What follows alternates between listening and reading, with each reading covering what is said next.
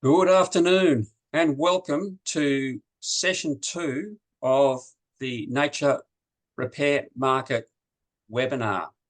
This is presented by the Alluvium Foundation, an organisation associated with the Alluvium group of companies. My name is Ian Rutherford. I'm the chair of that foundation. Today we're talking about the challenges of nature repair markets. And I'd like to acknowledge the traditional owners of country throughout Australia. Many people joining us from all over the country today, and we recognise the continuing connection to land, waters and culture of those traditional owners and pay our respects to their elders, past and present. Well, last week we talked about the nature repair legislation. We had these 4 speakers. Today we're turning to the question of the challenges of nature repair markets with 3 talks over the next hour. The first talk is Dr. Megan Evans from the University of New South Wales, who's going to talk about risks, opportunities and net outcomes of biodiversity markets. Then Associate Professor Patrick O'Connor from the University of Adelaide will talk about an ecological perspective. And Neil Byron will finish up with challenges of biodiversity markets. So we're talking more generally about the markets today. Now, Megan has to leave us quite soon. She's at a conference in Sydney and has to go and give another talk. So we appreciate her generosity in talking to us today. I'll just let you know that we're being recorded at the moment. And if you have any questions, please put them in the Q&A and I'll endeavour to ask them between talks. So we'll now pass over to Megan. Thank you, Megan. Thank you so much. And thank you for having me. I hope that audio is okay whilst I'm in this conference centre with everyone around. So today, as Ian said, I'm only here for a short time, but I want to really just talk about some fundamentals of environmental markets and what it actually means when we trade credits.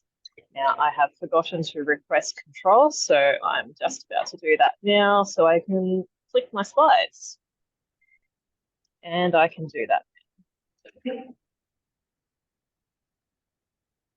All right, so we're hearing this term nature positive a lot, and I thought I'd just start with defining what that actually is. So you can go to naturepositive.org and you can find this definition. Now, in short, nature positive means it's an outcome, it's a future outcome or a vision of what we want the world to look like in the future, whereby we want to have more nature in the future than we do have now. Sorry about that. Just need to go back. Thank you. And it's actually, even though it's a very simple definition, it's actually quite clear and specific, and there's a clear target. So it's actually a smart target. It means to halt and reverse nature loss from a baseline of 2020. So we've got a reference point through increasing, health, resilience, abundance, etc., so that by 2030, nature is visibly and measurably on the path of recovery. So that's what I mean by in the future, there needs to be more nature than there is now. And that's a really important definition because this term nature positive is kind of being thrown around a lot. A general rule of thumb is that if you're using nature positive as an adjective rather than a noun, you're using it incorrectly, because a single project or a single activity can't in itself be nature positive. It could contribute to nature positive depending on, say, whether a credit is used to offset a loss.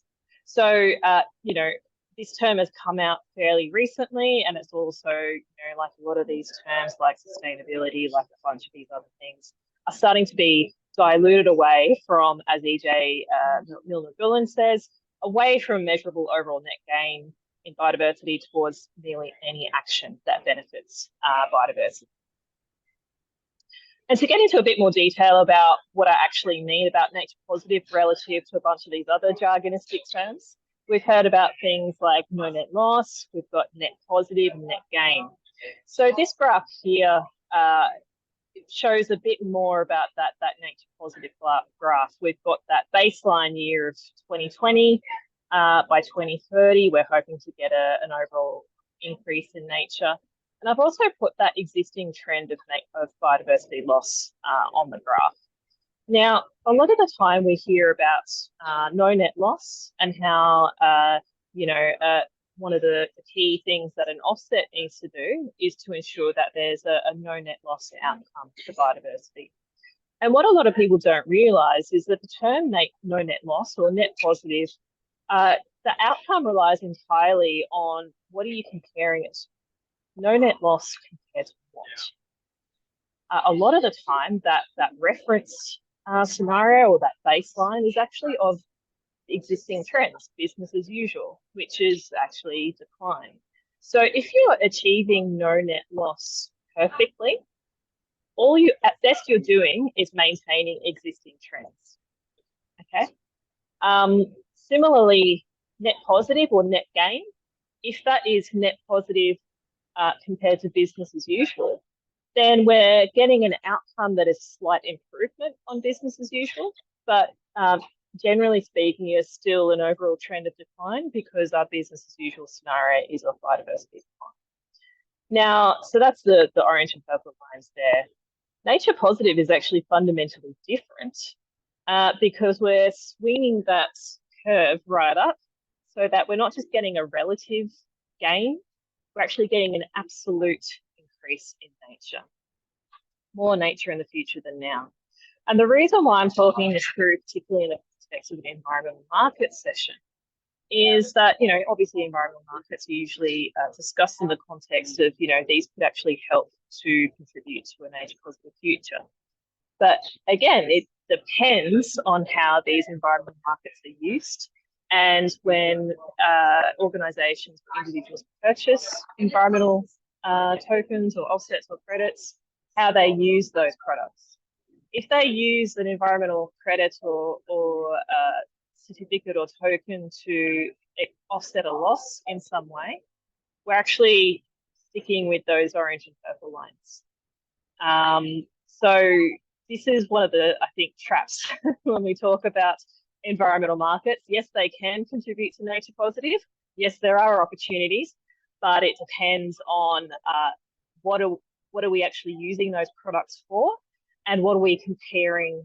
Are we wanting to deliver a relative or an absolute gain? And this is one of these slippery things that have bedeviled environmental markets since they first came out in wetland mitigation banking in the US in the 70s and 80s. I think it was George Bush Sr. His campaign was actually founded on this. He actually coined the term "no net loss" for his presidential campaign. That was around no net loss of wetlands, and spoiler alert, they haven't achieved no net loss of wetlands in the US since. So this is what I'm talking about here. It depends. I really like to focus on the net outcomes of environmental markets because it's easy to kind of get caught up in there's so much opportunity. But it depends on how the credit, certificate, or the token, or how the property right is exercised ultimately. If you retire the credits, if you're just buying these credits on a voluntary basis and you're retiring them so no one can use them, and you're not using them to, say, mitigate your nature-related financial risks, then great. That's actually contributing to nature positive because you're helping to heal historical damage, right? Whereas if you're using a credit to either explicitly or implicitly offset future damage, that's not nature positive. Okay. The other thing to point out here is that nature repair certificates from this market will be financial products.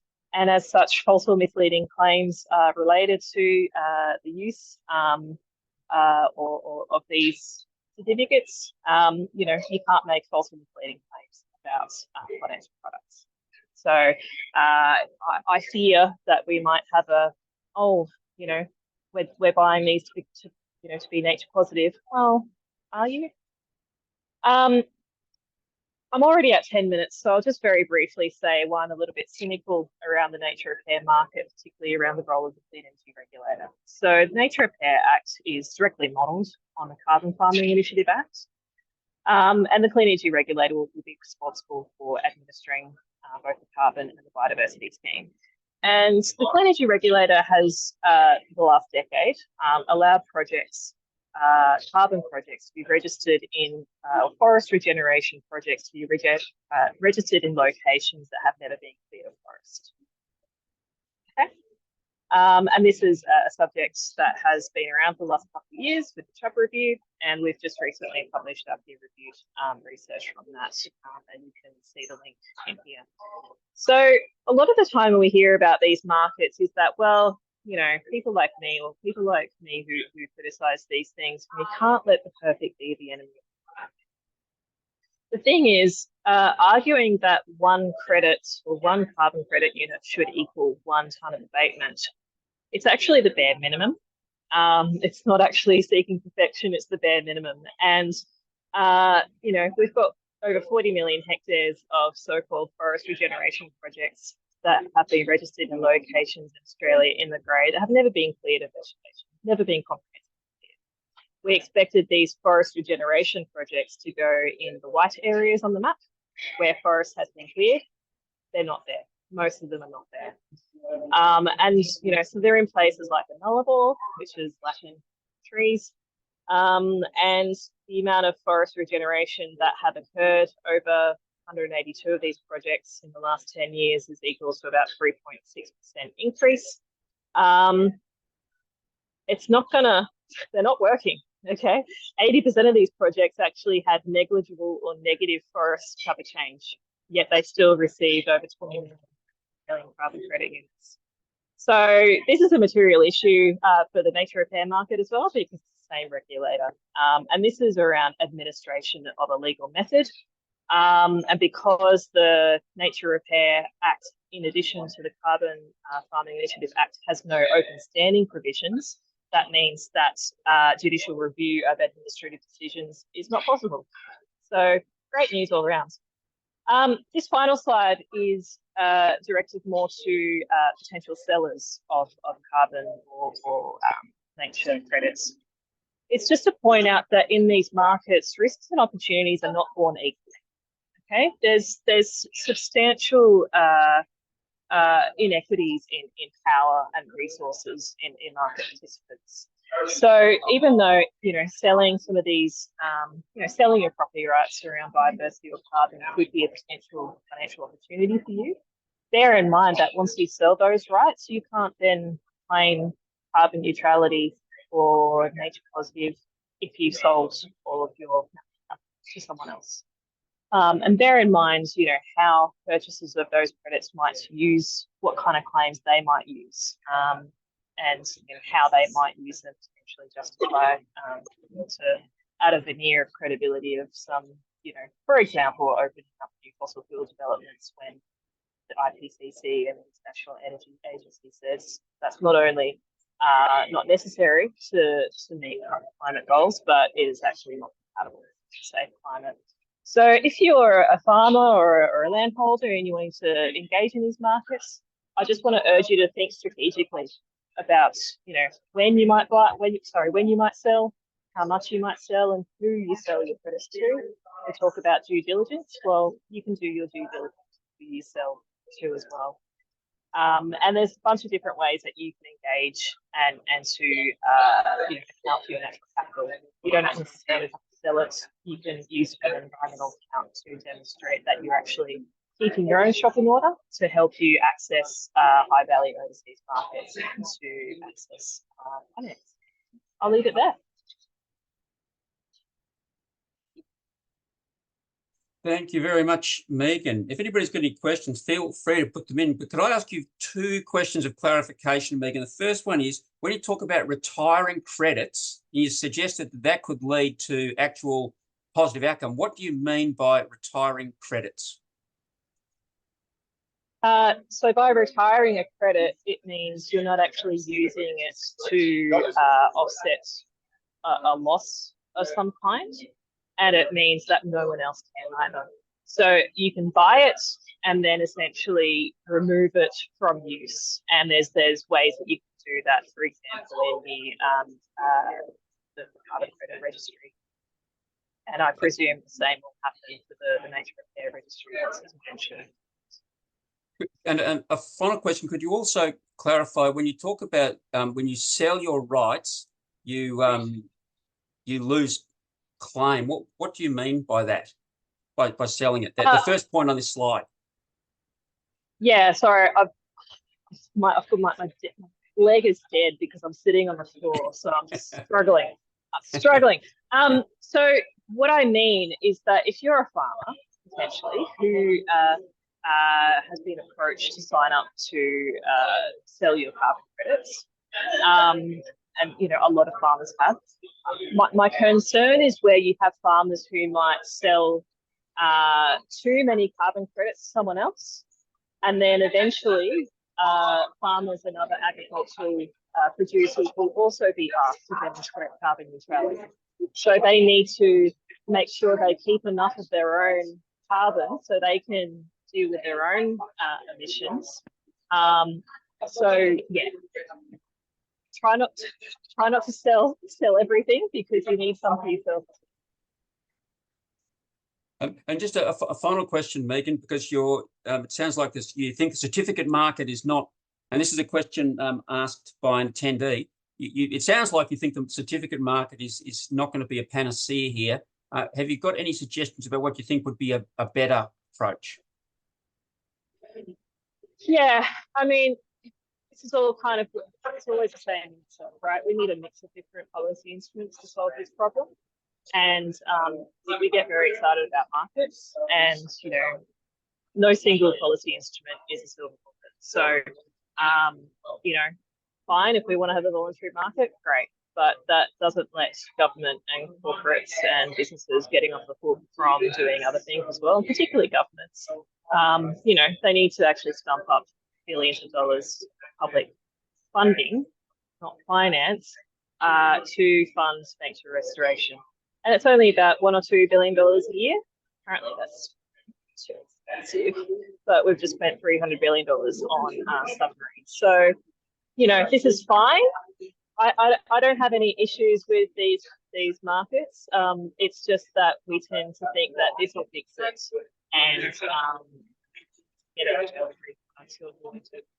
public funding and strong national interests, both of which the government, the federal and Australian government, has ruled out this term. You seem to be getting a lot of positive responses from people with that comment. So, Megan, we'll let you go because you're talking to a responsible investment conference now, and we wish you all the best in that endeavour. So, thanks again, Megan, for joining us. Thanks. Feel free to email me if you need. Yeah, we'll circulate these slides to everybody and the presentation as well, so people can get in touch with Megan. Thank you again, Megan. Our next speaker is Associate Professor Patrick O'Connor, who is from the University of Adelaide, and he'll be talking, giving an ecological perspective on this question. Thank you, Patrick. Thanks, Ian. How's my volume? Can people hear me okay? Great. All right, so I'm going to talk about some ecological perspectives on what nature repair markets might do. And I'm going to do that by, if I've got control here, yeah, by just romping through a selection of questions that I think are relevant here. So one is what our objectives for repair are. Another is what's our knowledge about repair trajectories, which is very important. Otherwise, we're just sort of heading off into the not quite sure where we're going to go. And how might the market interact with our ecological objectives? So markets don't just follow our objectives. We train them, we design them, and then they do what they wanted to do anyway. They're kind of unbroken horses, and it takes a long time to understand how they might operate and where they might emphasize outcomes, etc. And the last is about how the creation of a market in this space, and this is a created market, might change our social ecosystem for the current activities around repair. So I can't cover all of the priorities and issues that might be relevant for ecological considerations in the market and how a market might be shaped to best produce results. But our objectives have to be based on what we think is important. So we can start with things. There's a lot of ways that we can look at what is important. So we can recognise that there's an enormous number of species in Australia that have been described, many of which have had their ranges substantially reduced since European settlement. We've got nearly 2,000 threatened species threatened at the Australian, at the sort of continental scale, as well as about 65 ecological communities that are also threatened. We then have state and territory listings that expand that list. And at the regional scale, where we see functional and are you living in a landscape where those species and systems can persist, at the regional scale, the list becomes very large. So they're the kinds of things we might want to set objectives around, but markets don't necessarily seek to achieve those objectives. They'll do other things, and I think Bill's going to come and talk a bit more about our objectives. But of course, half of the species that we have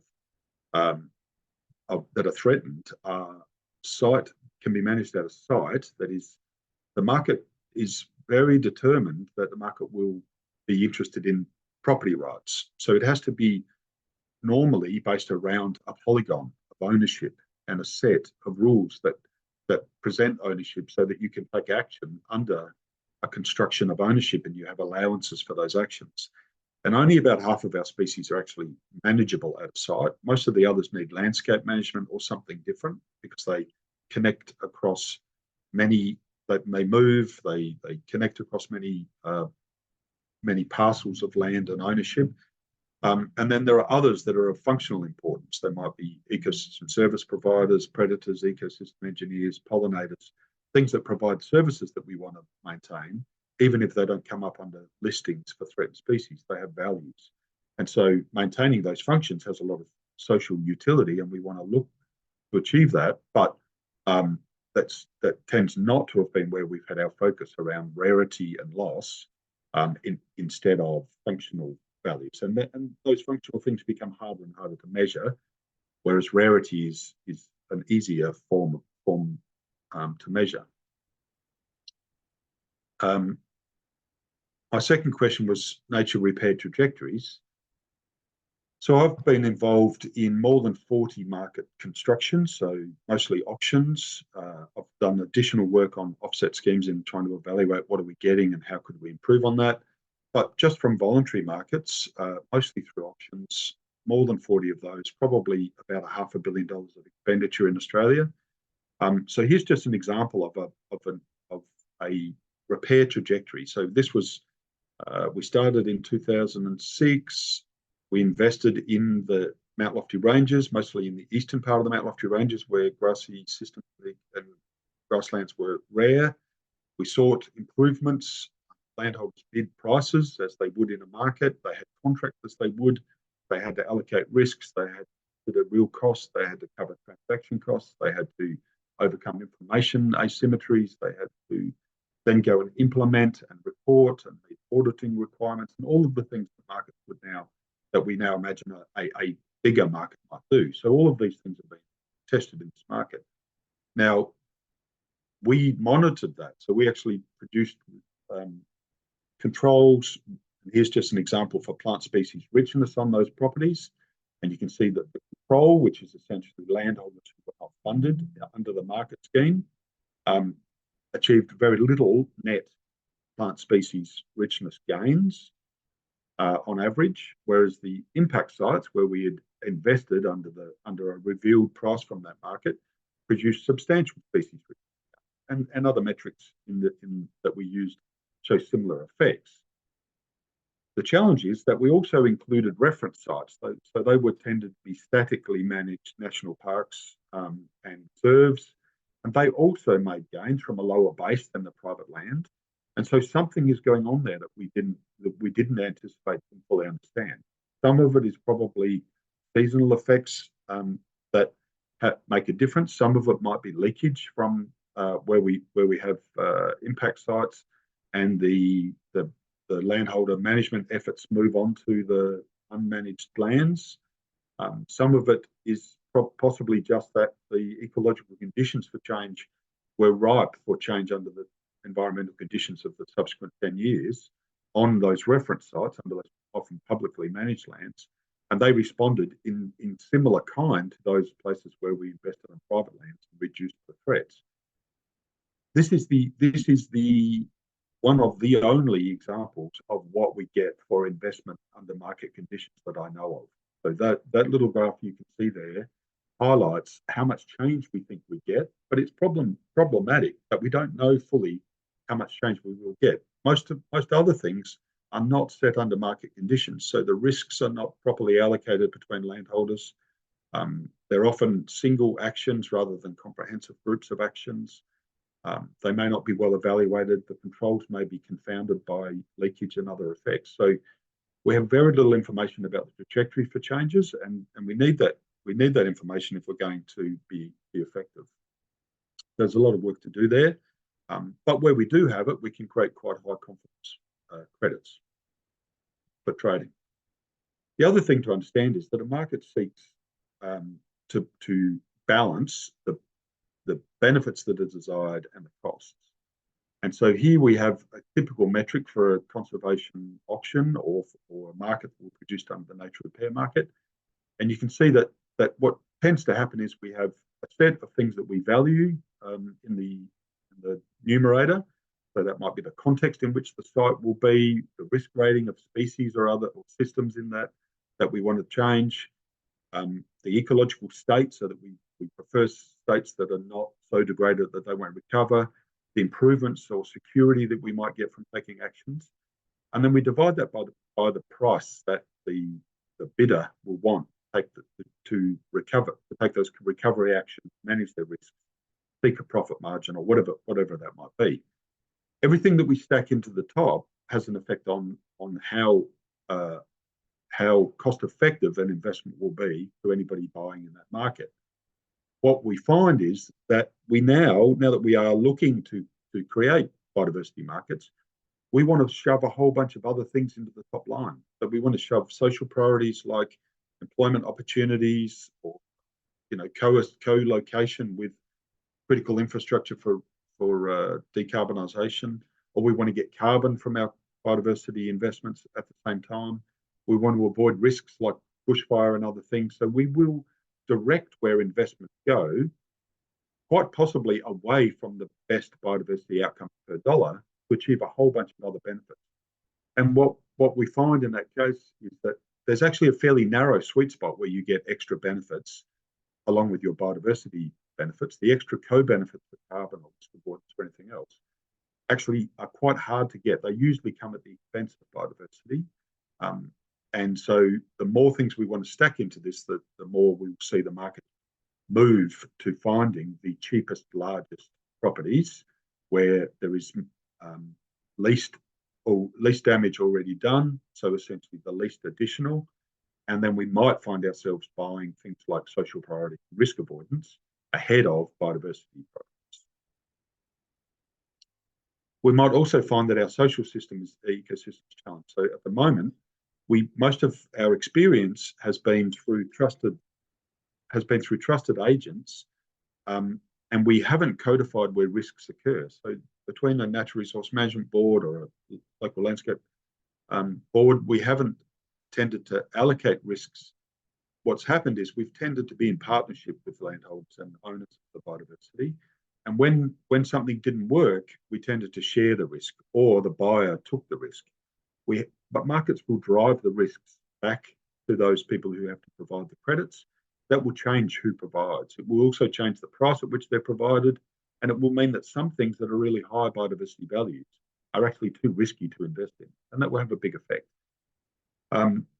We have to increase our standards for actions and accountability. That will change who's a participant. It's not cost neutral. It is not, and it will spatially mean that investment will go to the largest, cheapest, least disturbed parts of the landscape. And as I said, often where the co-benefits are higher, because that's actually what we really want. And co-benefits can be very powerfully argued. We also introduce problems like the principal agent problems, where not everybody's incentives involved in the market are aligned. At the moment, we have advisors. So I have a property in the Mallee. If I want to restore it today, the best advisors are public advisors or not-for-profit organisations who are providing services. If I ask them to be accountable under contract to me for any advice that they give me, and if it goes wrong, I will recover my costs from them.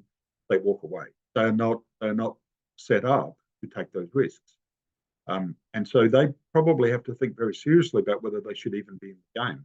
Because while it seems like a good idea to keep the institutions we have, they are not set up for operating at high levels in fast turning markets, and in providing landholders or the providers of biodiversity gains assurances and risk reductions in the way that a market will need if this is going to be, a highly fluid market. And so the first sellers, the landholders, have a need for those to contract their services differently. Some of those services are crowded out by public institutions and kind of old-fashioned civil society groups, all of which have good intentions, and many of which would see themselves in the future market, but they may actually be crowding that market out. So that runs the risk. What we might improve, just the last slide, what we might improve for best ecological outcomes is that we probably have an opportunity here to greatly improve what we understand about our system. We actually collect very poor data about what we have invested in so far. As I said, we don't have very good ideas about repair trajectories, certainly not under market conditions. And everything that isn't under a market condition has to be seriously questioned about whether it's actually useful for what we're heading into. We don't have very good ecological priorities at regional scale that takes into account cost effectiveness. It's easy to prioritise things on the basis if I had an endless amount of money and a lot of resources to deploy that money, but that isn't the case. So prioritising in the face of where funds might flow and how they might flow. We haven't incorporated cost and benefit for adding objectives, so we tend to just keep adding objectives like employment opportunities or recovering from past social misadventures, and that can come at a cost to biodiversity. In fact, it probably will. And we also have to reform our institutions so that they support investment, best allocate risk so that it can be managed, rather than what has been the case, which has been the investor takes all the risk, and we can't have that. Thank you. Thank you very much, Patrick. I'll just ask for a bit of clarification. First, you said that perversely, a consequence of the rigours of the market is that we could actually lead to better biological knowledge and ecological knowledge. Is that what you were saying? Yeah, so previously we've invested on fairly soft terms. Many investments to this stage have been willing participants who vaguely met criteria. So they were within a vague ecosystem set that we were interested in, or maybe that the species of interest was known to possibly occur in the type of system that's available. And we've tended to negotiate those prices very often through fixed prices. So we only took those people who could do it for that price. That's going to change. And when it changes, we're going to want to know what we got. We're going to know what we're investing in so that buyers have highest confidence. They're going to move where they have the least chance that their credits are discredited down the track. They're going to move to want integrity, and that integrity requires information. And that information is maybe one of the high value outputs of the early parts of the market, is that we'll better understand what our systems are doing, how they might change under different kinds of management. Could you also clarify, Patrick, you said that really important point that where the highest biodiversity opportunity lies might also be the riskiest place to invest under the market. Is that what you were saying? So it might not, when we try to get all of the things that we want from an investment, where the most threatened biodiversity outcome is, or where a high biodiversity outcome is, it won't necessarily be where, it may be that it's in an area where the opportunity cost is highest. And so you have to buy the opportunity cost off. So we will tend to let the market run its investments out to where opportunity costs are low. In fact, the map that Megan showed of where the carbon investments are, at a very crude rule of thumb, that is where the first biodiversity money will go, because most of the opportunity costs have already been bought off by the carbon market. So if you make the biodiversity gains additional to the carbon gains, albeit Megan reporting that those gains aren't real, that is where it is cheapest to produce biodiversity gains. If you have a threatened species in a ravine in high value agricultural country, that's much higher cost. Patrick, there's a question here asking about whether biodiversity, you act in one place, you increase biodiversity in one area. How do you know it won't negatively impact on another area? Well, that's a or how would that be managed? Yeah, so, but I mean, you know, we say biodiversity as though it's a thing that we can properly grapple with, but of course it's very dynamic. It's very possible that you can do things that have spillover effects, positive and negative. So, you know, you might restore an area that might lead to an increase in feral animals or weed control under certain circumstances, even though the patch that you've restored is actually going along quite well. It may become a harbour, even for overabundant native species. So you can have negative effects on neighbours. In the same way, if you don't restore, the lack of a patch in the neighbourhood of other people's existing vegetation, or revegetation that they might have entered in the market, the lack of other patches can mean that the landscape context is weak and their recovery trajectories are lower, and so their rewards are lower. So the market will not pay as much for very cleared landscapes as it might pay for very intact landscapes. Thanks, Patrick. Somebody's asked you whether it's really true that your example of the repair trajectory that you gave is the only one analysed. That's a really important observation. So the Mount Lofty Ranges example. Yeah, so I'm happy to hear about any others. What I'm saying there is that example is 10 years, so not many things have 10 years trajectories. It's a revealed price, so we know that the landholder had to set the price as they would under a market, so they weren't just given the price. They had to meet all of the compliance, risk management, and other and auditing requirements to produce those outcomes. And so that changes what is produced. The transaction costs are overt, and the landholder has had to grapple with those, and the outcomes have been measured. So there are very, very few examples where that's the case. There are a lot of fence line comparisons where somebody put up a fence and you look at what's inside the fence and outside the fence. It's not that those changes are not true. The change is true, but would that behaviour occur under a market that had standards, requirements, auditing? That's another question. And the answer is, it's not as good as you might hope it would be for predicting outcomes. Patrick, a final question. This comes from Susan Sweeney. She's asked if current and future climate change impacts are being taken into consideration in the biodiversity market. I guess that's future factors. So I'm not designing the nature repair market for the Commonwealth. They're welcome to reach out, of course. But the not accounting for risks would be a mistake. However, accounting for all possible risks will greatly reduce where we might find reasonable investments. The other thing is that essentially all biodiversity credits are rented, so they are only as good as the outcome produced for the length of time that they're produced.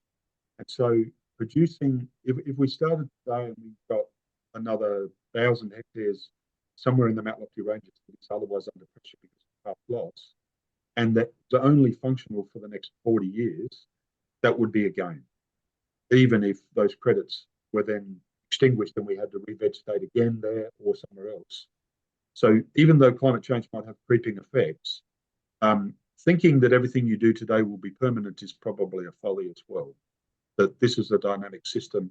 We have to manage biodiversity for as long as the threats remain. Thank you, Patrick, and that's fantastic insight on some of the ecological challenges around this. We'll now move to our last speaker, Dr. Neil Byron, who has many decades of experience in nature markets. So we'll just go to Neil, who's going to be talking about opportunities and challenges in these markets. Thank you, Neil. Thanks, Ian, and good afternoon, everybody. Great to be here.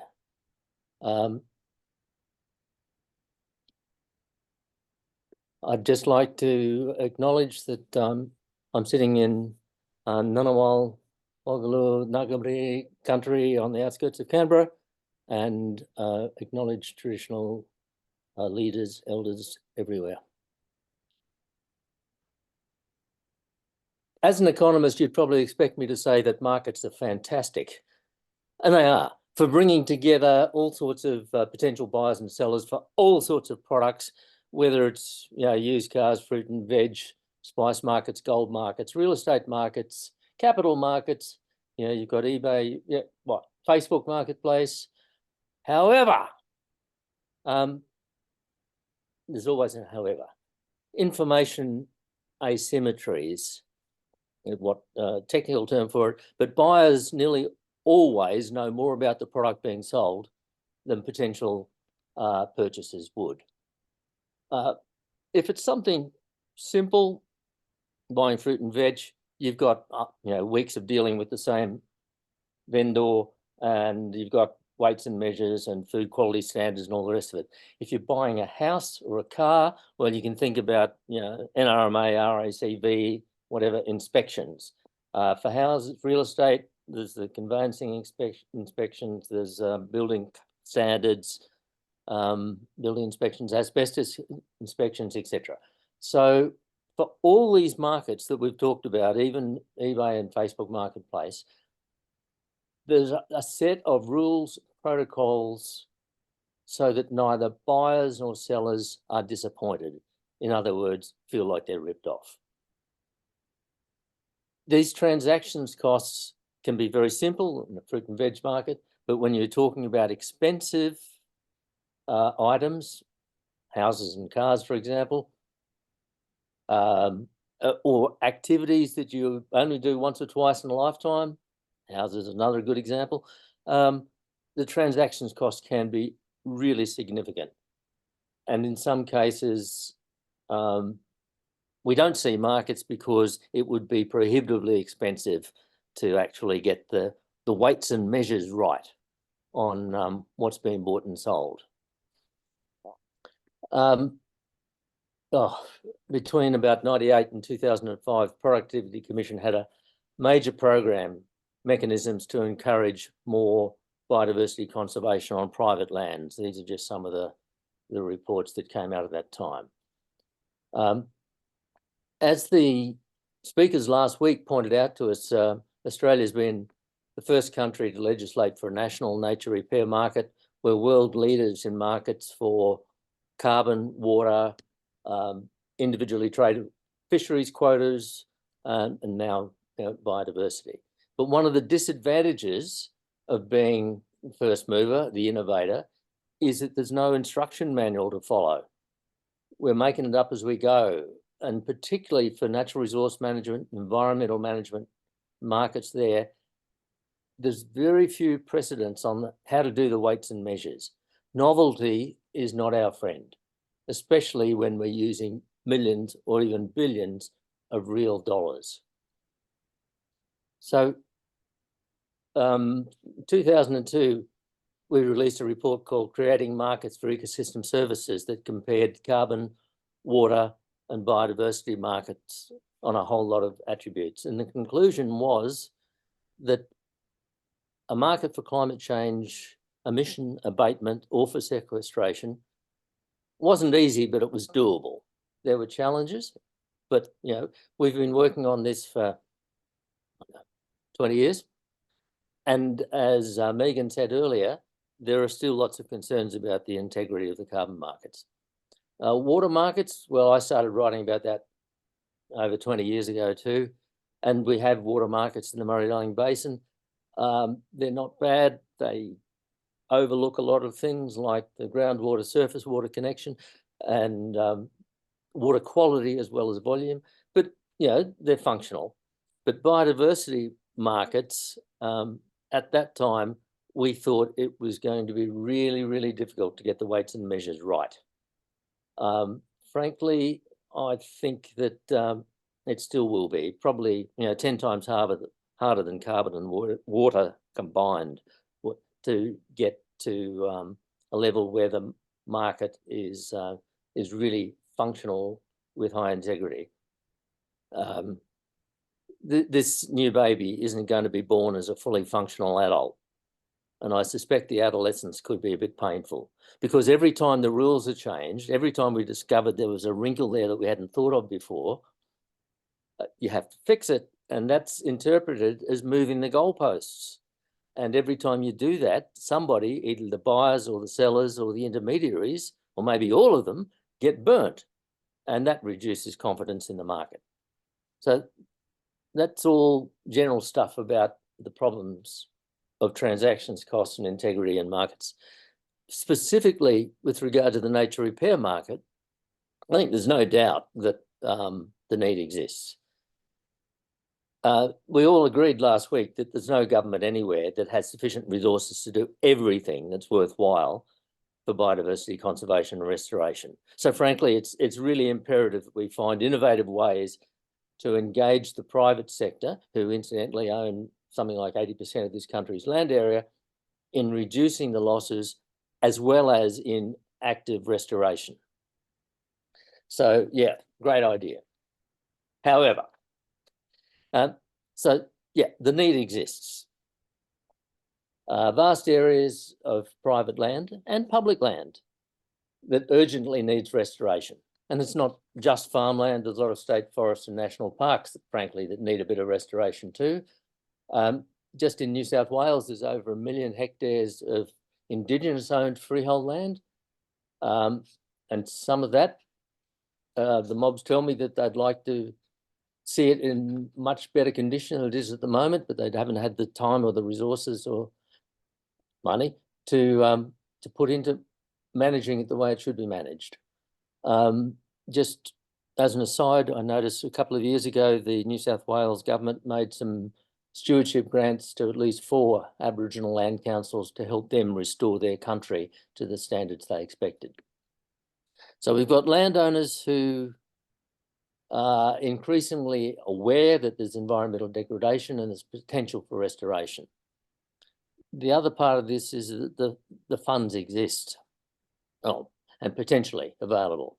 But the investors, if we're talking about a market, they need an acceptable rate of return, acceptable risk profiles, the timing of returns, the other things mentioned there like legality and legal proof of ownership.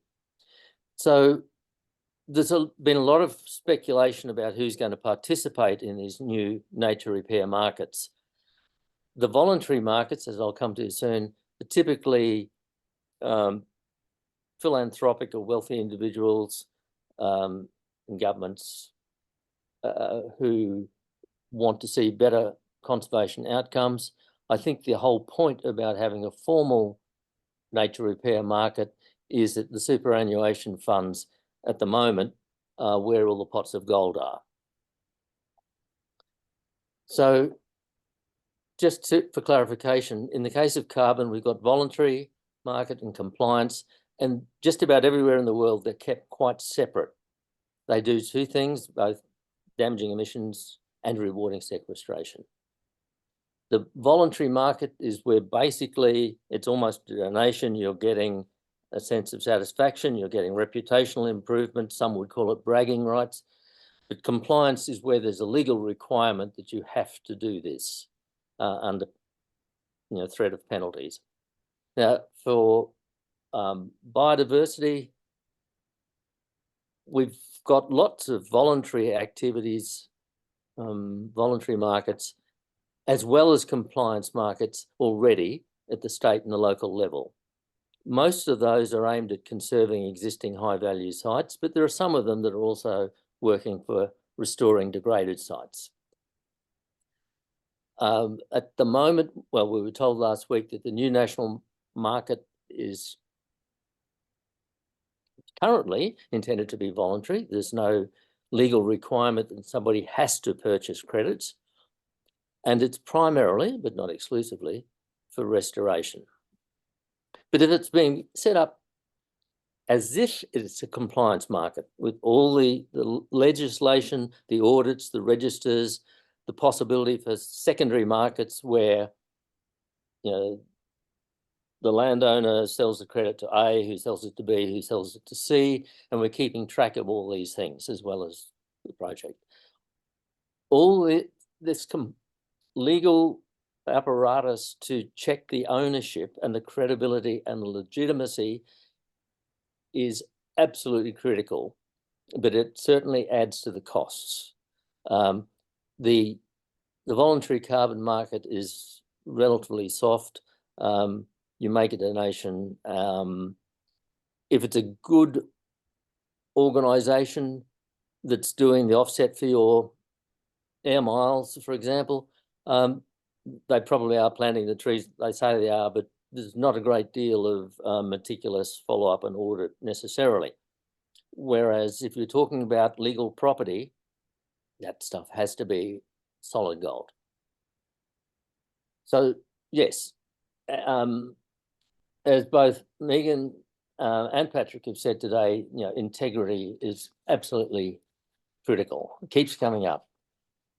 It's crucial for the confidence in markets, but it's difficult and it's expensive to achieve. You know, as I said, designing projects, doing all due diligence, the title checks, the easements, covenants, all the rest of it. What basically is bothering me is that we're setting this national nature repair market up with all the heavy apparatus that's required for a compliance market, and yet we're being told it's a voluntary market. Nobody is being legally compelled that they have to purchase these credits, as far as we know yet. As far as I can tell, ecological restoration has really only been successful where those interventions were really tailor-made for a particular site, for existing and proposed flora and fauna, particular social context, matching the attributes of the landowners. There's not going to be a simple one-size-fits-all panacea, as far as I can tell. I've started making a list of all the different biodiversity markets that already exist, and a few of them have been mentioned already. We've had the Biodiversity Conservation Trust, which I was a trustee of for 2 terms. There's bush tender in Victoria, reef credits in Queensland. Last week we were talking to a municipality in Queensland that's got a local government offset scheme. They're trying to work out how much they will charge for biodiversity impacts that can't be avoided or mitigated. We've got a whole lot of non-government organisations, all already very active in here, the Wilderlands, Green Collar, Green Australia, Bush Heritage, and so on. We've got specialist companies like Eco Markets who manage the reef credit scheme, Accounting for Nature, which was originally an initiative of Wentworth Group when I was there in 2010. Casino Environmental doing great stuff with Wilderlands. So it's not as if there is nowhere in Australia where somebody with money to invest, where they're having trouble finding somewhere to invest it. Yeah, but is there a possibility to somehow align and coordinate all of these markets while retaining their individual special features, so that we get a much more powerful national effect, and without too much transactions cost burden? So as I say, it usually has to be site-specific and owner-specific. So I'm imagining that a national market could work through having dozens, no, 100 intermediaries who would offer harmonised, not necessarily identical, but mutually consistent methodologies that could cover all the different types of ecosystems and contexts. A methodology that works well in the arid rangeland probably won't work in the wet tropics, and it might not work on Kangaroo Island or Tasmania. We've got to think about the scale in which we're going to operate. And as Patrick said, some biodiversity or some critical species are amenable to being managed at a very localised level. I think the really interesting ones are landscape scale, and it's not obvious to me that there are national nature repair markets being set up to operate effectively at a landscape scale where that's the need. In terms of objectives, as Patrick was just talking about, do we go to where it's of national environmental significance because they're critically endangered listed species? Or do we go for covering large areas of relatively moderately degraded land, which would be relatively easy to fix? If we go to where the damage has been the greatest, it could be very, very expensive to remediate. Another criteria could be, where will be the greatest demonstration effect, that you show how a certain intervention works for great biodiversity outcomes and enhances farm productivity and profitability. That might trigger a whole lot of spontaneous change, which doesn't necessarily require completely new capital injections. I'm also been thinking about what else might help. If it turns out that we can't resolve all these weights and measures issues because accurately and comprehensively assessing the state of biodiversity at any particular location at different times, and hence being able to assess improvement or damage over a period, if that all turns out to be too difficult, contentious and expensive, what else can we do? Could similar environmental outcomes be achieved through enhanced education, advisory, demonstration programs? Landcare's tried to do that starting in the 80s. Is that over? Has that all been done? We've had half-hearted attempts, I think, at voluntary certification and labelling for sustainably produced primary and agricultural products. Frankly, I don't think many of them have had much impact yet on biodiversity outcomes. As Carl Benning reminded us last week, the concept of a statutory duty of care for the environment, I mean, that's been around for almost 50 years that I know of, and Productivity Commission even published a report on that in 2001, but I don't think we've seriously tried that one yet. Finally, I think getting much greater involvement of First Nations people and input of traditional knowledge, and I don't just mean cultural burning, could also be a huge step forward. There's some brilliant examples of landowners who've taken the plunge and radically transformed their farm business model and their land management practices and seen fantastic benefits. And most of them now say they'd never go back to their conventional practices. Those who received external support through carbon markets or biodiversity markets are now saying, well, they should have and probably would have done this anyway, but that external support and encouragement boosted their courage and their confidence to try it. So perhaps information dissemination and education could be as important as massive financial injections. Just disseminating the success stories, I think, might actually help support the nature repair market. So in conclusion, I've got two main questions. Do we really need another voluntary market for biodiversity protection and restoration when there's already so many highly credible and effective organisations in that space? And why is the nature repair market being set up as if it was a compliance market, like the Land Titles Office or the ASX, because that greatly increases the transactions costs. And all I can think of is that the reason it's being set up that way is because superannuation funds can't donate money. They can only make investments. They have to be able to show that they're expecting significant commercial returns. And so they have to be able to buy real assets and hopefully sell them one day at a profit to somebody. The last thought bubble, a possible challenge that we might put out there, thanks to the Herald and Weekly Times, we now know who are the 20 largest private landholders in Australia. We know who are the 50 largest ASX-listed rural companies. I wonder, we could have a friendly, voluntary contest among them, perhaps anybody else who's interested as well, and we could offer some sort of non-monetary prize to whoever has the lowest percentage of its total land holdings in need of restoration. Now, recognising that what constitutes good condition is very different depending on which ecosystem, where you are in the continent.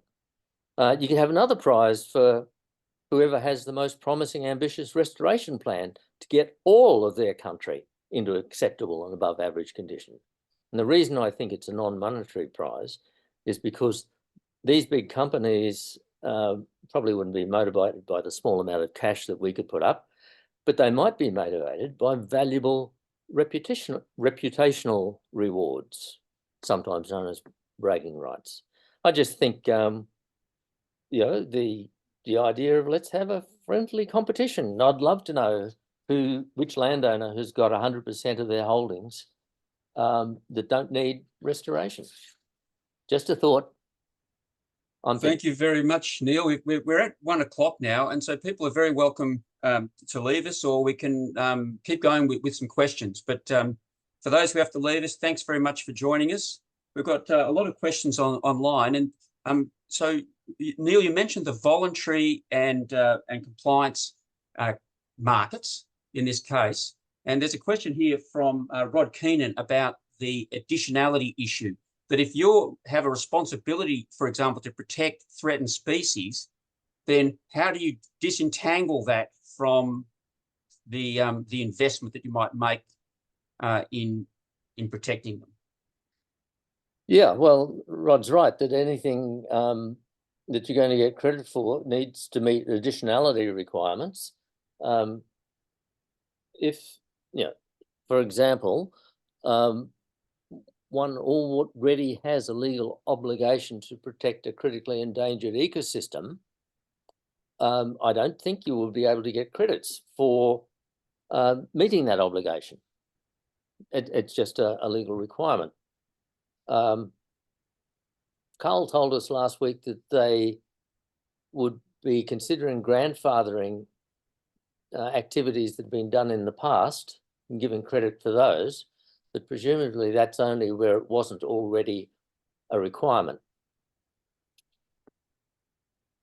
There's a question from Lynn Schwarzkopf, who asks, I hope we do not give up on methodology to actually measure biodiversity. You're not, we still have to do that, presumably. Yeah, of course. But we've been working, I mean, I know I have friends who've been working on the metrics for biodiversity internationally going back to the early 90s and with the Convention on Biodiversity. The proxies that we've been able to develop now are grossly inadequate for anything like a rigorous compliance market. They're barely adequate if you want to do you know, fairly soft promises on a voluntary basis. You know, you can donate money to any number of foundations and NGOs who will go out and try and make a difference. They're very rarely rigorously audited, but they're not getting compliance credits either.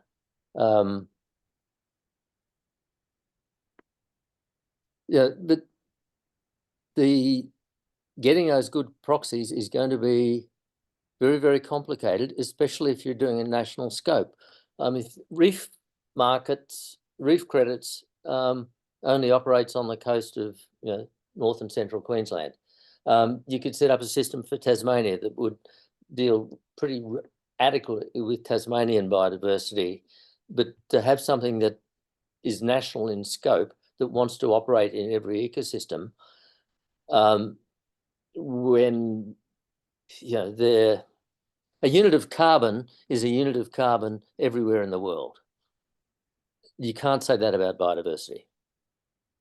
And if I said we're going to have a gold market where a gold is anything from a couple of ounces to 4 kilos and anywhere from 2% purity to 99% purity, who wants to buy a bar of gold? It wouldn't go far. We've got to have those weights and measures so that the buyers know what they're selling and committed to, and that the purchasers or investors know exactly what they're getting and can prove they've got it. Neil, a final question before we let you go from an anonymous person. What would be the role of an environmental or biodiversity duty of care that you mentioned, and Carl mentioned this last week as well, in supporting a biodiversity market, or are they unrelated concepts? They're different, but they're not unrelated. If there was a statutory duty of care that meant that all land managers had an obligation to not degrade or reduce the level of biodiversity, that becomes the minimum standard of compliance. That's what every landowner everywhere has to achieve. You would only get credits in the marketplace for going above and beyond that minimum standard. We don't have a minimum standard yet, which is why the degradation continues. Thank you, Neil. That's probably a point to finish on, a very sad if strong point. And I'd just like to thank our three speakers today. Megan, talking about risks, opportunities, Patrick bringing an ecological perspective, and Neil bringing many years of market experience to this question. So just to remind you, we'd like to thank them for their generosity insights today. I'll send around the link to this this webinar, both the slides, so the authors have given us permission to circulate those, and very soon I'll also send a link to the actual video. If you're interested in the work of the Alluvium Foundation, you can find us online. And again, thank you very much for joining us today, talking about this important topic. And there'll be more to come from many quarters on nature repair markets. Thanks everybody for your attendance.